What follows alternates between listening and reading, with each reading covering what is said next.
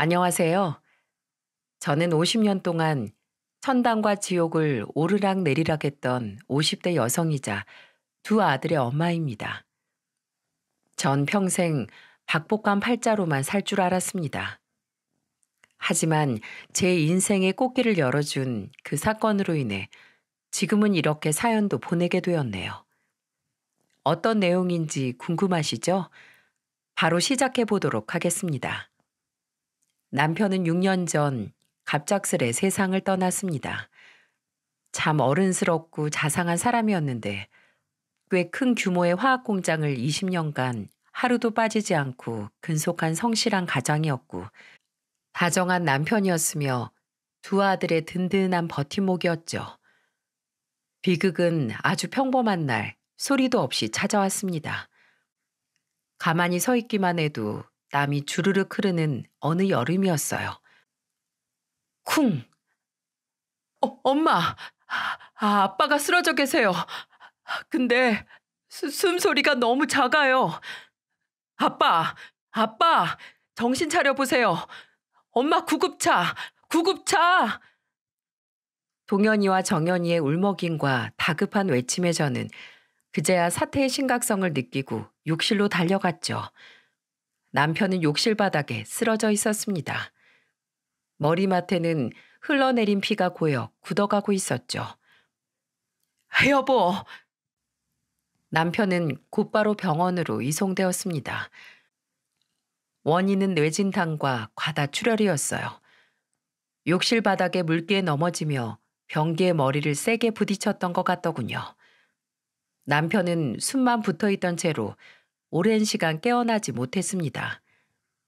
그렇게 절망스러운 시간이 지나고 남편은 결국 세상을 떠나고 말았어요.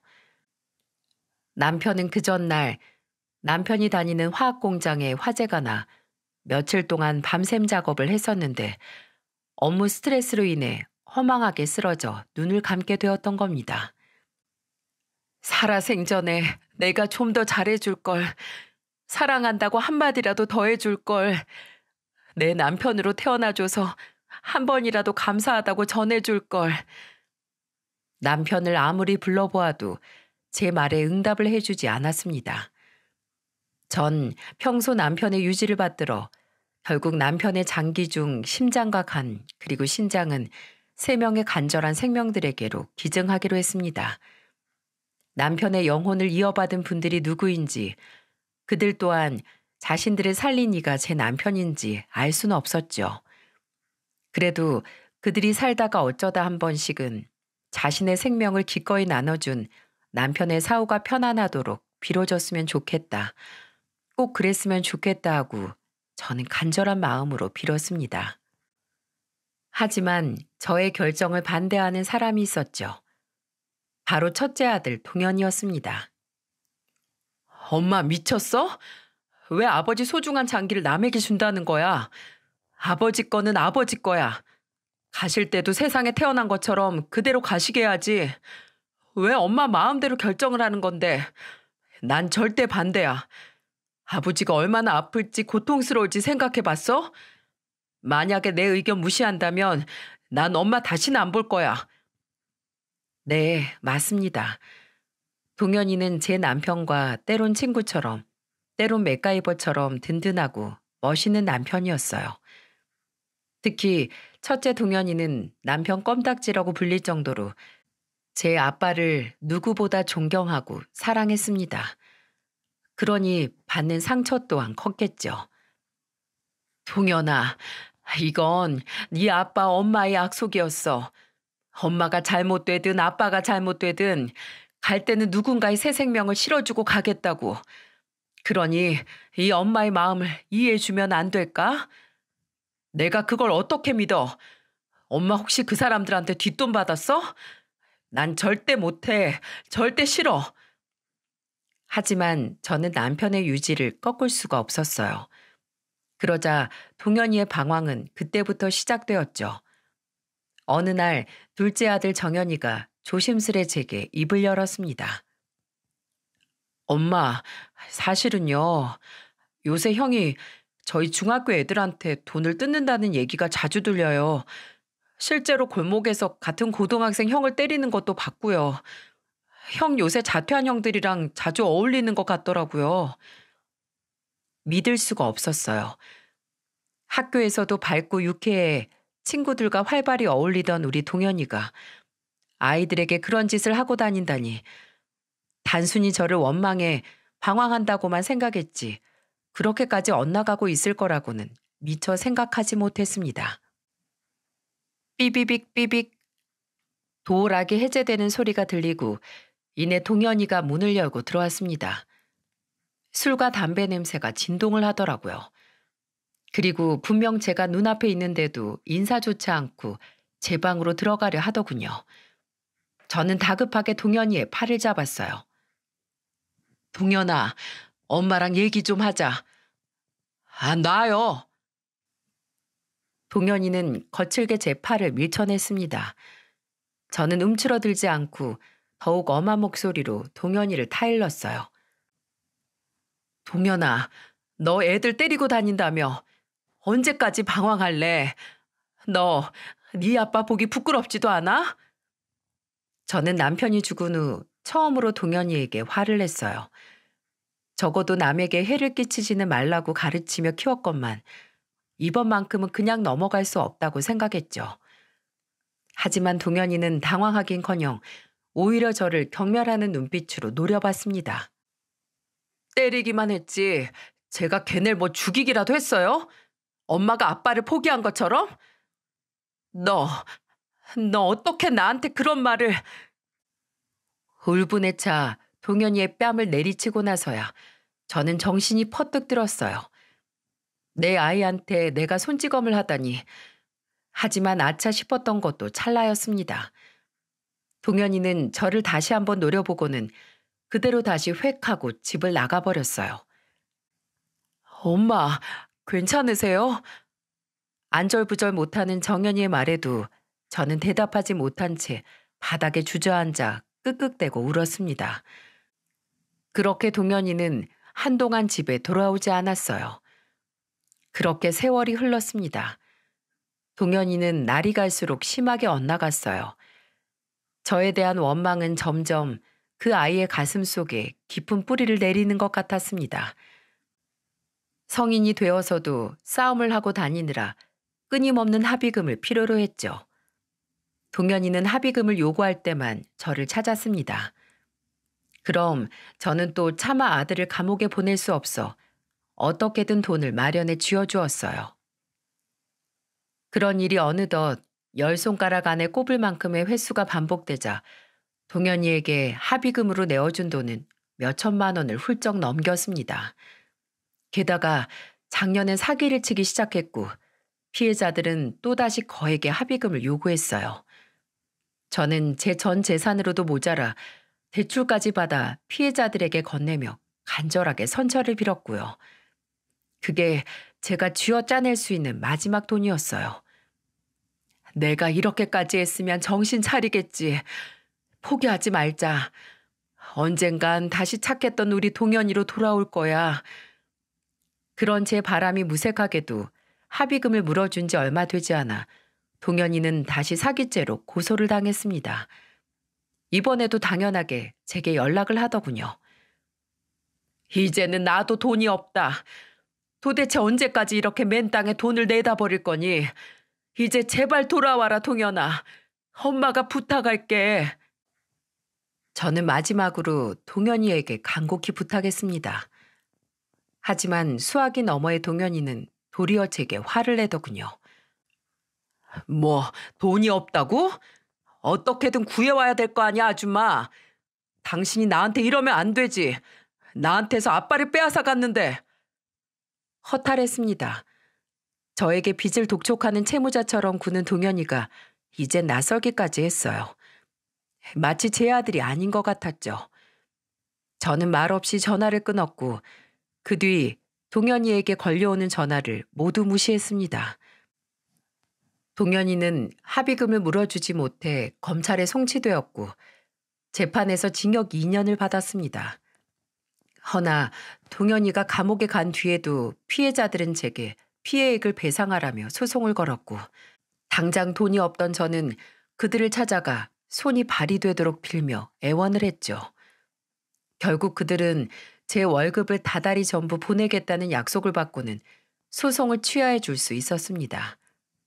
그런 저에게 유일한 희망이었던 존재가 바로 둘째 정연이었어요. 정연이는 제 만류에도 대학에 가지 않고 고등학교를 졸업하자마자 공장에 취업을 했어요. 그리고 최소한의 생활비를 제외한 월급의 80%가량을 다달이 저에게 보냈어요. 그 돈이 형의 합의금을 갚는 데 쓰이고 있는 걸 알면서도 정연이는 모른 척 해주었습니다. 엄마인 저를 위해서요. 정연아, 엄마도 열심히 돈 벌고 있어. 그러니 엄마한테 월급 다 보내지 말고 적금이라도 들어서 잘 모아놔. 너도 나중에 결혼도 하고 집도 사야지. 저는 돈 모으는데 재능이 없어서요. 엄마가 모아주세요. 그럼 되겠네. 정연이는 너스레를 떨어댔지만 저는 정연이의 진심을 느낄 수 있어 더욱 미안한 마음이 들었습니다. 당시 저는 일을 다니면서도 틈틈이 학원에 다니며 공부해 간호조무사 시험에 합격했고 막 노인 요양병원에 취직을 한 직후였습니다. 다 늦은 나이에 간호조무사가 될 생각을 한 건 남편 때문이었어요. 남편을 발견했을 때 내가 조금이라도 의학적 지식이 있었다면, 구급차가 올 때까지 최소한의 응급처치라도 해놓을 수 있었다면 남편은 지금쯤 살아있을 수도 있지 않을까 하는 생각이 한동안 저를 지배해 너무 괴로웠었거든요. 그리고 죽으면서까지 남들에게 도움을 주고 떠난 남편처럼 저도 조금이나마 사람들에게 도움을 주고 싶었고요. 어쩌면 동현이가 제게 세뇌시키듯 한 말처럼 내 손으로 남편을 죽였다는 죄책감에 더욱 그런 마음이 들었을 수도 있겠네요. 그렇게 저는 경력을 쌓아가 어느덧 제법 환자분들을 케어할 줄 아는 간호조무사로 일을 할 수 있었어요. 그리고 제가 일을 했던 병원은 대부분의 환자들이 치매가 걸린 분들이었어요. 아니면 노안으로 인해 몸이 쇠약해진 분들이거나요. 그날도 평소와 같이 환자들의 혈압을 체크하고 휴게실을 지나 잠시 화장실에 가려는데 그때 이 사연의 주인공들과 운명적인 만남이 시작되었죠. 지금 그때 생각만 해도 심장이 막 떨려옵니다. 갑자기 누군가 제 손목을 휙 낚아챘어요. 너무 깜짝 놀라고 말았죠. 엄마야. 저는 저도 모르게 소리쳤습니다. 웃기죠. 저는 사실 고아원에서 자라 엄마도 없었는데. 그래, 그래. 네 엄마다, 점내야. 왜 이렇게 오랜만에 왔어? 저를 점내라고 부르는 이 할머니. 얼굴을 보니 어렴풋이 기억이 나더군요. 3일 전 지팡이를 짚으신 할아버지께서 함께 구급차를 타고 모셔와 입원 절차를 밟았던 치매 환자였습니다. 저는 제 팔목을 잡은 할머니의 손등위로 제 손을 포개며 상냥하게 말했어요. 할머니, 여긴 병원이고요. 저는 여기 간호사예요. 예, 점내야. 너 또 엄마한테 뭐가 화가 난 게냐? 왜 날 모른 척해? 그러지 말고 딸아, 밥은 먹었니? 할머니께는 점내라는 딸이 있는 모양이었어요. 저번에 입원하실 때는 할아버니만 오셨었는데 따님은 사정이 있어서 못 오신 건가? 저렇게 애절하게 딸을 찾으시니 사이가 많이 좋으셨었구나 싶더라고요. 그래서 당시 입원 수속을 밟았던 간호사 선생님에게 환자에 대해 물어봤죠. 아, 저 할머니? 자녀분은 따로 안 계세요. 한 30년 전쯤인가 따님 한 분이 계셨는데 교통사고로 사망하셨대요. 왜 그때 할머니 남편분인 할아버님이 모시고 오셨잖아요. 금술이 얼마나 좋으셨던 건지 그 연세에도 치매인 할머니를 집에서 홀로 돌보셨다고 하더라고요. 아, 이 점례라는 분 돌아가셨구나. 그제야 할머니께서 치매임에도 불구하고 왜 그렇게 서글프게 따님을 부르셨는지 알 것 같더군요. 치매로 인해 점점 과거로 되돌아가는 중인 할머니는 30년 전 죽은 따님을 댁에서 보신 거였습니다. 근데 할아버지께서는 왜 갑자기 할머니를 요양병원으로 보내신 거래요? 만성 신부전증이셨는데 말기로 접어드셨대요. 투석도 주기적으로 병원에 가서 받으셔야 하고 체력도 심하게 붙이셔서 더는 혼자서 돌보실 수가 없었다고 말씀하시더라고요. 그나마 알아본 병원 중에 우리 병원이 시설이 제일 좋다고 들어서 여기로 모신 거래요. 간호사 선생님의 말을 들으니 할머니의 사정이 참 딱하게 느껴졌어요. 그래서인지 일을 하면서도 할머니께 더 관심이 가더라고요.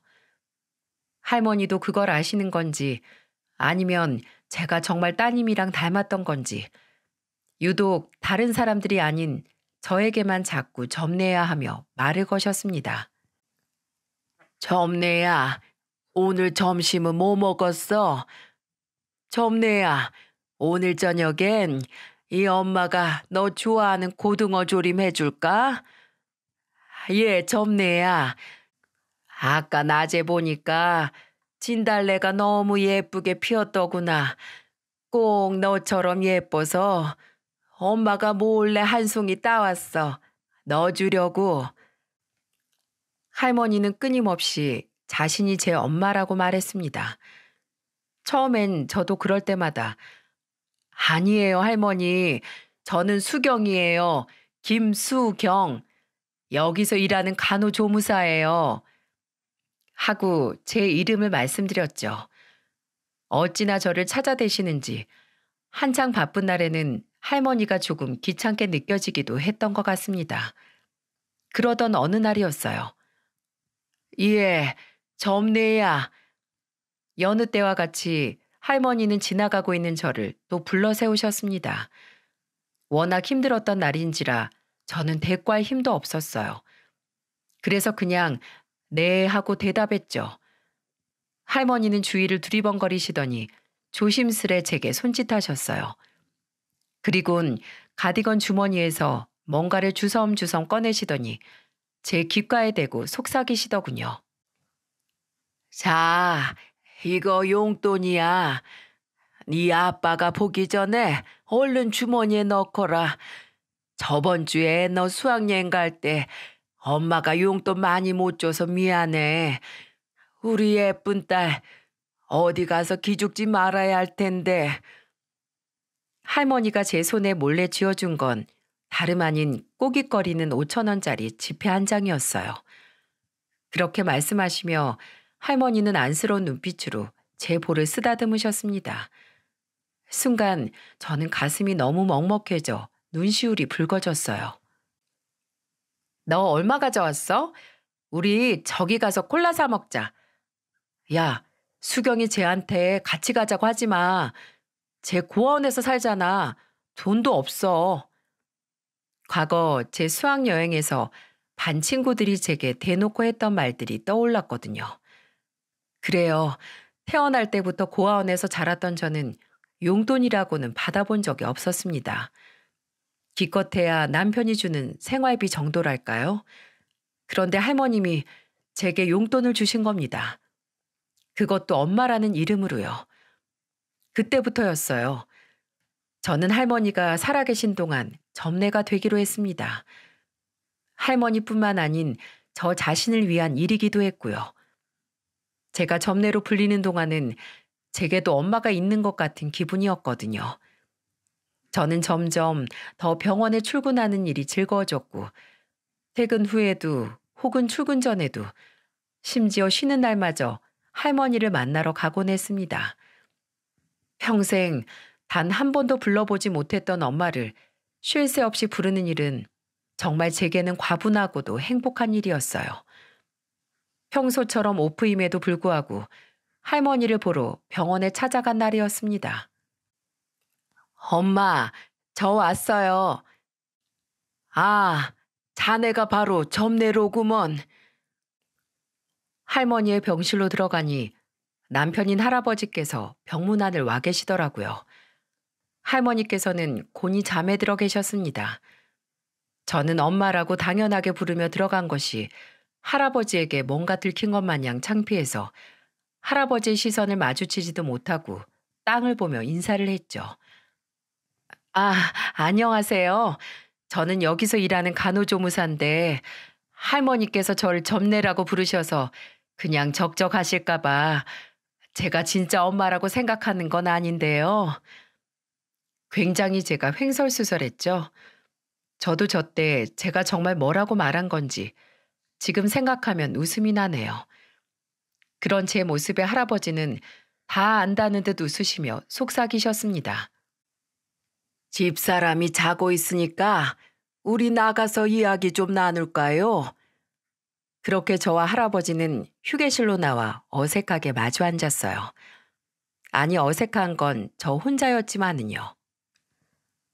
우리 집사람이 매일 전화할 때마다 우리 점례가 오늘은 점례가 하길래 아가씨 얼굴을 한번 꼭 보고 싶었어요. 듣던 대로 아주 미인이군요. 저랑 매일 이야기하던 걸로 모자라 전화로도 제 이야기만 하셨다니 속으로 괜히 기분이 좋았어요. 할아버지께서 진짜 점례 이야기를 꺼내자 그런 생각을 한 제 자신이 바로 부끄러워졌지만은요. 우리 점례가 사고로 죽었을 때 너무 갑작스러운 일이라 나도 집사람도 큰 충격을 받았지. 그때 그 충격 때문인지 집사람은 조기 치매가 오기 시작했지요.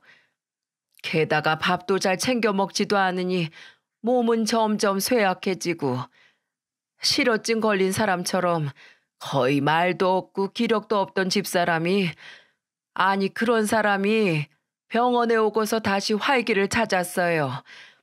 비록 치매가 나아진 건 아니지만 젊은 시절처럼 내게 제잘되는 모습이 정말 얼마만인지 내 눈물이 다 나더라고요. 다 아가씨 덕분이에요. 정말 고마워요. 아니에요, 어르신. 제가 한 일이 뭐 있나요? 오히려 저는 갑자기 목이 메어 말을 멈췄습니다. 영문 없이 눈물이 그렁그렁해진 제가 의아할 법도 했건만 할아버지는 참을성 있게 제가 다시 입을 열기를 기다려 주셨어요. 저는 간신히 다시 말을 이었죠. 저는 고아원에서 자라서 한 번도 엄마도 아빠도 가져본 적이 없었거든요. 그래서 너무 좋았어요. 저한테 딸이라고 자신이 제 엄마라고 불러주셔서요. 비록 제가 아닌 저에게서 점례라는 따님을 보셨던 거라도요. 저는 약간의 비참한 심정이 들었지만 숨김없이 제 솔직한 심정을 할아버지께 전했습니다. 왜인지 할아버지께는 그래도 될 것 같은 마음이 들었거든요.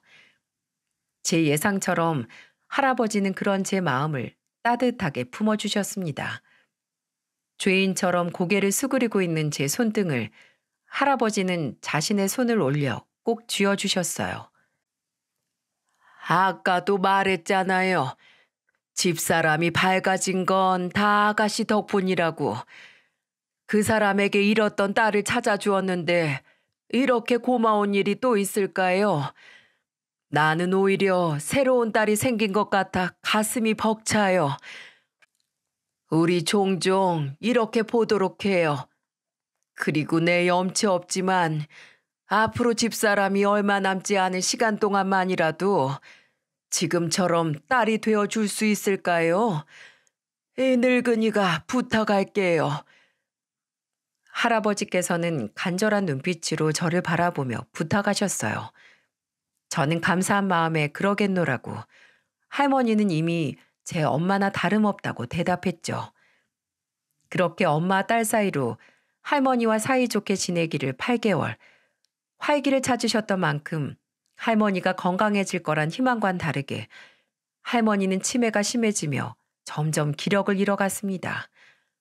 병원에서는 이미 할머니께서 언제 돌아가셔도 이상하지 않을 고위험군 환자로 분류해 1인실로 옮겨드린 상태였죠. 저는 최대한 할머니 옆에 붙어 있었어요. 물론 다른 업무를 볼 땐 잠시 떨어져 있어야 했지만 동료들에게 할머니의 상태를 수시로 체크해 달라고 부탁했습니다. 마음 같아서는 휴직을 하고 하루 종일 할머니 곁을 지키고 싶었죠. 하지만 제게는 매달 갚아야 할 채무가 있었기에 어쩔 수 없이 일을 해야만 했습니다. 그러던 어느 날 우려하던 시간은 결국 다가오고야 말았어요. 수경쌤, 301호실 할머니요. 지금 와보셔야 할 것 같아요. 제가 다른 병동을 돌고 있는 사이 제 부탁을 받고 할머니를 지켜보던 당직 간호사 선생님께서 제게 다급히 전화를 하신 거예요. 저는 신발 한쪽이 벗겨지는 줄도 모르고 5층에서 3층으로 불이 나게 뛰어내려갔습니다. 엄마! 엄마! 저는 하염없이 엄마를 부르며 병실로 뛰어들어갔어요. 할머니의 상태는 불과 제가 병실에서 나와 있던 1시간 만에 급격히 나빠져 있었습니다. 맥박이 아주 느려지고 호흡이 제대로 되지 않아 코 속에선 쌕쌕 소리가 들려왔어요. 그리고 얼마 지나지 않아 연락을 받으신 할아버지 또한 지팡이를 짚고 쩔뚝거리면서도 다급한 걸음으로 병실에 들어오셨죠. 그렇게 3일, 정확히 3일이었습니다. 할머니께서 희미한 생애끈을 잡고 계셨던 순간이요.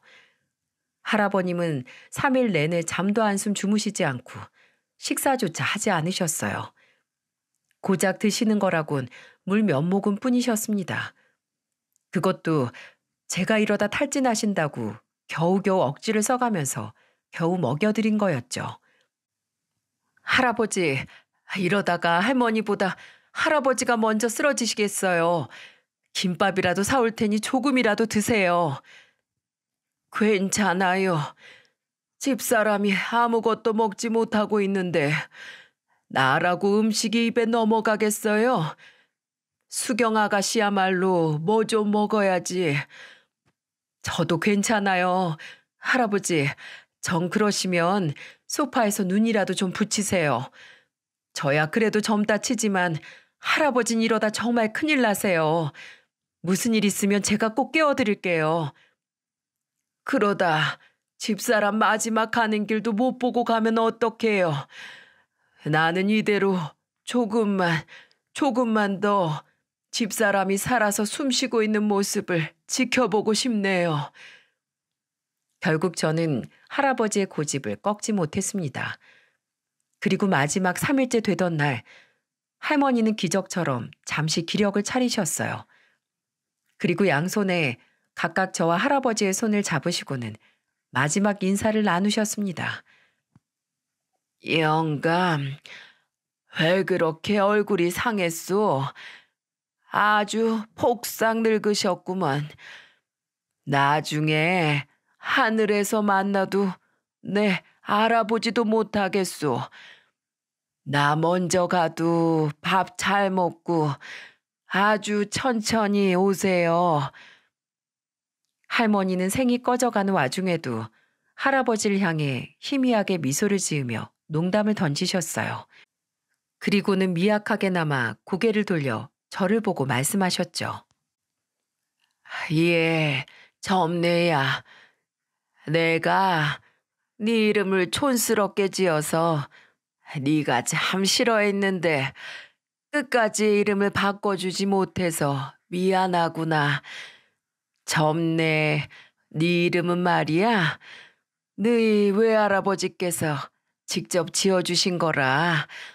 너를 부를 때마다 네 외할아버지 생각이 나서 내 차마 바꿔주지 못했단다. 엄마가 미안하다. 그게 마지막이었어요. 이름을 촌스럽게 지어줘서 미안하다는 말. 그 말을 끝으로 할머니는 힘겹게 숨을 몇 번 끄끄 들이키시더니 그대로 숨을 거두시고 말았어요. 엄마. 흐느끼는 저와 달리 할아버지는 조용히 눈물 지으며 할머니 얼굴을 쓰다듬으셨습니다. 잘 가요. 잘 가시게 당신. 살아내느라 고생 많았어요, 그동안. 가서 우리 점내 잘 있나 확인하고 꿈에서라도 나한테 말 좀 해줘요. 그렇게 저는 태어나서 처음 생긴 엄마를 8개월, 정확히는 만난 지 257일 만에 떠나보내고 말았습니다. 할머니의 빈소는 주변의 어느 빈소보다도 조용했어요. 상주라고는 할아버지 한 분뿐이었고 3일 내내 조문객이라고는 저와 누군지 모를 중년의 남자 한 명뿐이었습니다. 저는 할아버지와 함께 할머니 입관식과 발인 모두를 함께 했죠. 할아버지는 화장된 할머니의 유골을 납골당에 안치시켰습니다. 남편이 죽었을 때 이후로 그토록 울어본 건 처음이었습니다. 정말 이러다 죽겠다 싶을 정도로 울었어요. 그토록 오래 아프셨으면 차라리 조금만 더 빨리 병원에 오시지. 그랬으면 나랑 엄마랑 더 빨리 만났을 텐데. 처음부터 더 살갑게 잘해드릴 걸. 병원에만 있을 게 아니라 모시고 나들이도 다녀오고 이곳저곳 더 추억을 만들어 드렸어야 했는데 왜 그러지 못했을까? 왜 이렇게 내 곁에 짧게 머물다 가신 거예요, 엄마? 허무맹랑한 생각도 해보고 괜한 원망도 해보았지만 이미 시간은 흘렀고 할머니는 돌아가셨는데 그게 다 무슨 소용일까요? 발인이 끝난 후 저는 할아버지를 댁까지 모셔다 드렸습니다. 병원 기록으로 주소를 알고는 있었지만 할아버지를 혼자 찾아뵐 일은 없었던 터라 직접 와보는 건 처음이었어요. 조심히 들어가세요, 할아버지. 저 자주 올게요. 내일도 모레도요. 저는 할아버지께서 혹여 극단적인 선택이라도 하실까 걱정이 되어 말했습니다. 할아버지는 그저 웃으시더니 저에게 잠시 집에 들어오지 않겠냐고 물으셨어요. 무슨 일인가 싶었지만 저는 별다른 말 없이 그러겠다고 대답하곤 할아버지를 따라 집으로 들어갔습니다. 집 내부는 쓸쓸한 분위기를 풍겼어요. 침묵이라는 단어조차 무색할 만큼 집안은 삭막하고 고요했습니다. 저는 마치 오랫동안 홀로 집에 남겨져 있던 할아버지의 내면을 들여다보는 것 같아 마음이 참 무거웠죠. 오셨습니까, 어르신? 저희가 들어가자 2층에서 한 남자가 내려왔습니다. 바로 할머니의 빈소에 찾아왔던 단 한 명의 조문객이었던 그 중년 남자였어요. 다 되었나? 그럼 이리 앉지. 할아버지의 말씀에 남자는 웬 서류 봉투 하나를 들고는 할아버지의 옆자리에 앉았습니다. 그리고는 서류 봉투에서 종이를 한 장 꺼내 제가 보기 좋게 거꾸로 뒤집어 제 앞으로 밀어주었죠. 이게 뭐예요, 할아버지? 내가 말을 좀 편하게 해도 되겠나, 수경 아가씨? 그럼요, 얼마든지요. 저보다 훨씬 어른이신데요. 그래, 그럼 수경아, 너도 알다시피 나는 얼마 살지 못해. 꾸준히 투석을 받지 않으면 목습을 연명하기도 어렵고 그마저도 조금이라도 늦었다 싶으면 그대로 비명 횡사할 수도 있지. 아유, 할아버지, 무슨 말씀을 그렇게 하세요? 저는 물기 어린 목소리로 대답했습니다. 엄마 같았던 할머니에 이어 할아버지까지 계시지 않을 거라고 생각하니 괜히 벌써 세상에 혼자 남겨지는 느낌이었어요. 두 분이 제 진짜 부모님이 아닌데도요. 내 나이가 올해로 85이야. 이 정도면 오래 살았지. 그리고 이 또한 너도 알다시피 우리는 더 이상 남은 가족도 친척도 없단다. 내가 가진 걸 물려줄 사람이 아무도 없단 말이야. 그래서 말인데 네가 불쾌하게 듣지 않았으면 좋겠구나. 내가 너에 대해 조금 알아봤는데 지금 사정이 많이 어렵다면서. 할아버지는 옆자리의 젊은 남자를 가리켰습니다. 남자는 바로 할아버지가 고용한 변호사였던 거죠. 어르신께서 가진 재산 중 절반인 10억을 사망 전 김수경 씨 앞으로 선 상속하시겠다는 증서입니다. 세금은 전부 제가 알아서 처리해 놓았고요. 원래는 가진 재산 전부를 사회 취약계층에 기부할 계획이셨는데 오늘 사모님의 발인 전 제게 부탁하시더군요. 유서를 고쳐서 다시 작성해 달라고요. 여기 이 부분에 김수경 씨도 동의하신다는 서명을 하시면 됩니다. 설명을 마친 남자는 종이 위에 펜을 올려두었습니다. 그래요. 남자가 제게 건네준 종이는 바로 할아버지의 유언장이었습니다. 할아버지, 아무리 제가 사정이 어려워도 이런 큰 돈을 받을 순 없어요. 10억이라니 제겐 상상도 못할 만큼 큰 금액이었어요. 저는 유언장을 읽어보지도 않고 할아버지의 제안을 거절했습니다. 내가 정말 수경이 너한테 고마워서 그래. 우리 집사람을 마지막까지 편하게 보내줘서. 그건 정말로 제가 좋아서 한 일이라니까요. 제가 엄마에게 드린 것보다 제가 받은 것이 훨씬 많아요. 그리고 전 정말로 이런 걸 원해서 엄마에게 잘한 게 아니에요, 할아버지. 대가를 바란 게 아니라고요. 안다, 알어. 네가 뭔가를 바라고 접근한 것 같았으면 내가 널 여기까지 부르지도 않았단다. 내가 젊었을 적 나름 큰 구두 공장을 했어. 우리 점내가 죽고 나서도 직원들은 나 몰라라 할 수가 없어 20년은 더 운영을 하다 팔았지. 나와 우리 집사람이 써봐야 얼마나 썼겠니? 우리가 평생을 일궈온 이 돈을 남겨줄 사람이 없어 참 마음이 아팠단다. 그러던 와중 수경이 네가 선물처럼 우리 앞에 나타난 거야. 수경아, 내 아내에게 딸이었으면 나에게도 딸 아니겠니? 너만 괜찮다면 나도 짧게 남은 생에 잠시나마 네 아버지가 되고 싶구나. 할아버지의 눈가는 이제 촉촉하게 젖어 있었어요. 아마도 죽은 딸 점례를 떠올리신 거겠죠. 저에게 남은 삶 동안 아버지가 되어주고 싶으시다니. 저는 정말이지 붉어지는 눈시울을 막을 방법이 없었습니다. 할아버지, 저야 감사한 일이지만 그래도 네가 좋다면 됐다. 할아버지가 뭐냐 이 녀석아. 아버지라고 불러다오 딸아. 우선 네가 어떻게든 살아야 하지 않겠니? 이 돈으로 일단 숨통을 튀거라. 이 애비의 부탁이다. 네가 무탈해지는 모습을 보여다오.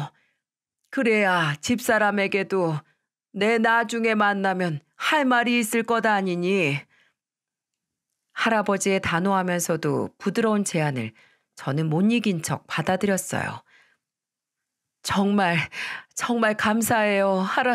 아니, 아버지. 이 은혜는 정말 두고두고 갚을게요. 나 원참 그럴 필요 없다. 원래 부모 자식 간엔 그런 말 하는 거 아니다, 요 녀석아. 부모 자식 간에라는 말, 그 말이 정말이지 제 마음을 울렸습니다. 그 이후 저는 동현이의 피해자들에게 남은 피해 보상금을 전부 갚았고 동현이에게 마지막 기회를 주자는 마음으로 면회를 갔죠. 어떻게 지내고 있니, 아들? 아줌마가 그런 큰 돈이 어디 있어서? 이야, 역시 내가 돈줄 하나는 잘 뒀다니까. 그렇게 비꼬지 말고 동현아. 여기서 출소하면 이제 집으로 들어와서 정연이랑 엄마랑 셋이 같이 살자.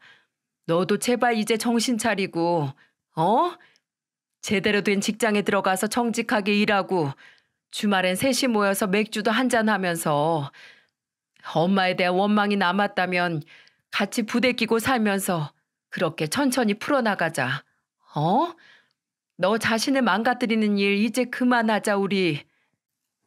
저는 정말 한마디 한마디에 간절함을 꾹꾹 눌러담아 동현이에게 말했습니다. 정말 내가 주는 마지막 기회야, 동현아. 제발, 제발 좀 알았다고 대답해줘. 그러나 저의 간절한 바람과는 다르게 동현이는 전혀 변하지 않았더군요. 제 간절한 말은 결국 아들의 귓가 근처도 간지럽히지 못했나 봅니다. 그럼 아줌마, 아니 엄마, 일단 나 좀 여기서 꺼내줘봐. 어? 아주 답답해 죽겠어. 그 큰 빚을 다 갚을 정도면 돈이 어디서 좀 생긴 거 아닌가? 그치? 나 좀 보석금으로 풀려나게 손 좀 써줘. 비열한 눈동자에 이채를 띤 동현이는 이미 제가 억지로 돌려 세우기엔 너무 멀리 가버린 것 같았어요. 저는 동현이에게 마지막 인사를 했어요. 그리고는 몸을 돌려 교도소를 빠져나왔습니다. 그리고 남은 재소 기간 동안 2번 다시 동현이를 찾아가지 않았죠. 엄마, 엄마, 그냥 가? 나 좀 여기서 빼내달라고. 아이씨.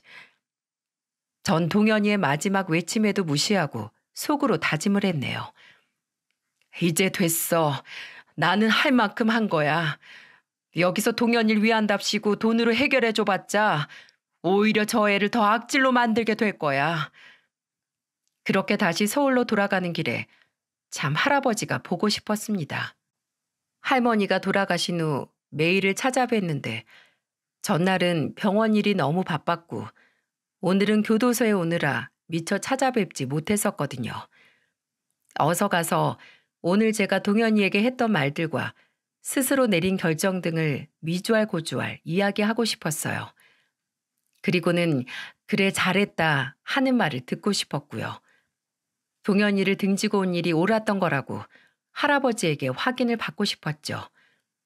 그렇게 집에 들리지 않고 바로 할아버지 댁으로 가던 버스 안이었어요. 진동이 울리길래 휴대폰을 보니 모르는 번호로 전화가 오고 있더군요. 다름 아닌 할아버지의 변호사였습니다. 김수경 씨, 강대수 어르신께서 오늘 아침 별세하셨습니다. 뭐라고요? 갑자기 그게 무슨 소리세요? 어제 신장투석을 받으러 가는 날이셨는데 가지 않으신 것 같아요. 한 번도 투석이를 잊으시거나 거르신 적이 없으셨는데 사인은 급성 심근경색이라고 병원에서 말하더군요. 어르신과 연락이 되지 않아 오늘 아침 댁으로 찾아갔는데 이미 숨을 거두신 뒤였습니다. 지금 시신을 인수할 가족이 없어 아직 장례식장으로 옮기지 못하고 있어요. 가능하시다면 김수경 씨께서 와주신다면 돌아가신 어르신도 분명 기뻐하실 겁니다. 저는 정신없이 병원으로 달려갔어요. 눈으로 직접 본 할아버지는 마치 잠이 드신 듯 편안하게 눈을 감고 계셨어요. 아버지. 고작 이틀, 단 이틀간 찾아뵙지 못했을 뿐인데 이렇게 허무하게 가실 줄 알았다면 바쁘더라도 어제 찾아뵐 걸. 그까짓 일이 뭐라고. 저는 뒤늦은 후회가 밀려들어 가슴을 세게, 더 세게 내리쳤습니다. 김수경 씨, 그만하세요. 어르신께서 지켜보고 계시지 않습니까? 우리 편하게, 어르신 마음이 편안하도록 조용히 보내드려요. 평생을 소갈이하며 힘들게 살아오신 분 아닙니까? 변호사는 그런 제 팔을 붙잡고 말리며 달래주었습니다. 그렇게 할아버지가 모셔진 병원의 장례식장에서 저는 이번엔 조문객이 아닌 상주의 자격으로 3일 동안 빈소를 지켰어요. 변호사 또한 이번엔 3일 내내 그리고 발인까지 함께 자리를 하였죠. 발인을 마치고 돌아오던 중 저는 문득 의문이 들어 변호사에게 물었습니다. 근데 아버지께선 10년 전까지도 공장을 운영하셨다고 하셨지 않나요? 아무리 가족이 없기로써니 아버지 아래서 일하시던 분들이 왜 엄마 장례식 때도 그렇고 아무도 오지 않은 거죠? 화환조차 하나 없었고요. 회사를 팔고 나오실 때 어르신은 주위 분들과 연락을 모두 끊으셨습니다. 번호도 바꾸셨고요. 그 뒤로 2분 다 아무하고도 교류를 하지 않고 오로지 서로만 의지한 채 살아오셨어요. 어르신의 오랜 변호사였던 저를 제외하고는요. 아니, 도대체 왜요? 점례, 점례는 제 어릴 적 친구였습니다. 아무튼 이전에 알았던 사람들을 보면 자꾸만 점례가 생각나 괴로웠다고 말씀하시더군요. 두 분이 평생을 가슴에 묻고 살아온 딸 점례, 그리고 저와 부모님을 만나게끔 해준 그분 강점례, 얼굴도 모르는 그분을 떠올리며 저는 감사하고 또 감사했습니다. 그리고 세 사람이 지금이라도 저 세상에서 서로 조우했기를 간절히 바라보았습니다. 바래다 주셔서 감사해요. 잘 지내세요, 변호사님. 그동안 감사했습니다. 수경 씨, 이거 받으세요. 이게 뭐죠? 변호사는 웬 편지 봉투 하나를 내밀었습니다. 봉투 겉면에는 내 딸 수경이에게라고 쓰여 있었어요. 어르신이 돌아가시기 직전 쓰신 편지입니다. 식탁 위에 올려져 있더군요. 그럼 저는 이만 가보겠습니다. 변호사는 여느 때와 같이 고개를 꾸벅하고는 돌아갔습니다. 3일간 빈소를 지키며 잠도 제대로 자지 못했건만 집에 들어가서도 잠은 오지 않더군요. 저는 옷도 갈아입지 않고 침대에 기대어 앉았어요. 그리고 할아버지가 남기신 편지 봉투를 열어보았죠. 마음으로 낳은 내 딸 수경이에게. 수경아, 내가 이리 너를 이름으로 부른 날이 너무도 짧아 참으로 아쉽다. 조금만 더 널 일찍 알았더라면 네가 그토록 아픔들을 겪기 전에 내가 막아주고 도와줬을 텐데 하는 허망한 생각이 자꾸만 들어 내내 마음이 편치 않았단다. 내 아내의 말년에 기적처럼 나타나 우리의 딸이 돼주어 진심으로 고마웠어. 우리 점례가 살아있었다면 꼭 너만큼 곱고 선하게 자랐겠지 하며 오랜만에 가슴에 묻어두었던 점례를 추억할 수도 있었지. 혹시 네 삶에서 처음 생긴 엄마가 한 번도 네 이름을 수경이라고 부르지 못하고 점례라고만 부르다 떠난 것에 상처를 받진 않았니? 그것 또한 내가 미안하다. 하지만 아내도 분명 마음속 깊은 곳에서는 네가 점례가 아닌 수경이란 사실을 알고 있었을 거라 생각한다. 아내가 널 아끼고 사랑하는 마음이 분명 내게도 전해졌거든. 그래도 내가 죽은 후에 집사람을 만나게 되면 한번 호되게 혼을 내놓으마. 다음에 만날 땐 점례가 아닌 수경이라고 이름을 똑바로 부르라고 말이다. 알았지? 오늘 살아가는 하루는 그 사람의 작은 인생이라고도 한다더구나. 그리고 너의 부모로 살게 해주어 영광이었단다. 부디 다음 생에서는 처음부터 우리의 딸로 태어나다오. 사랑한다. 흘러나오는 눈물을 멈출 길이 없었습니다. 제가 그분들에게 해준 것이 너무도 없어서, 너무나 죄송해서, 그리고 한없이 감사해서요. 며칠 동안이나 무엇에 홀린 사람처럼 할아버지의 편지를 얼마나 반복해서 읽어댔는지 모릅니다. 사실 사연을 쓰는 지금까지도 한 번씩 꺼내어 읽기도 해요. 이제 편지의 내용이라면 하도 달달 외워 눈을 감고 쓸 수도 있을 지경이 되었죠. 문득 이런 생각도 들었어요. 이런 분들을 10년, 아니 5년만이라도 일찍 만났더라면 그런 생각이 들 만큼 정말 존경받을 사람이었습니다. 저는 아버지가 주신 돈 중 5억을 사회에 기부했습니다. 처음부터 제 돈이 아니었고 조금이나마 아버지 어머니의 유지를 받들고 싶었거든요. 병원에서 일을 하면서 남을 돕고 싶은 마음은 간절했지만 제 주제가 그럴 형편이 안 됐었기에 그동안 하지 못했던 걸 제가 처음으로 실천하던 그 순간이었어요. 그렇게 시간이 흘러 할머니와 할아버지, 아니 엄마 아버지가 돌아가신 지도 벌써 2년이 지났네요. 시간 참 빠르죠. 저는 여전히 노인 요양병원에서 일을 하고 있습니다. 예전과 지금 달라진 것이 있다면 한 분 한 분이 모두 제 아버지, 어머니 같아 더욱 지극정성으로 보살펴드리고 있다는 것이겠죠. 그리고 제게 좋은 소식이 생겼습니다.